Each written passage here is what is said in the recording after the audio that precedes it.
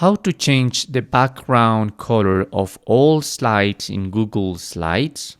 Hello and welcome to our channel Whizz.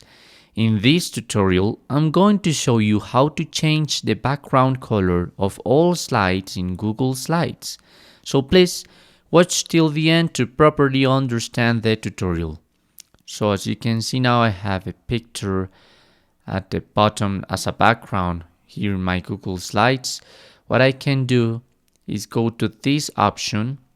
There says background, and I have different options. The first of all is change the color. I have different templates, or I can choose gradient and look for another options like this one.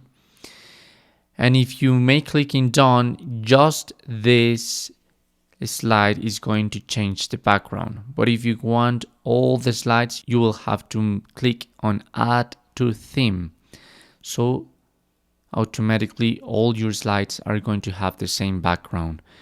Obviously, you have another options different to color, like an image. You can choose an image, you can upload it, or you could use Google Images. For instance, I'm going to write here like I don't know, like a ballet. So here I have different images. I'm going to choose this one. I'm going to make click in insert.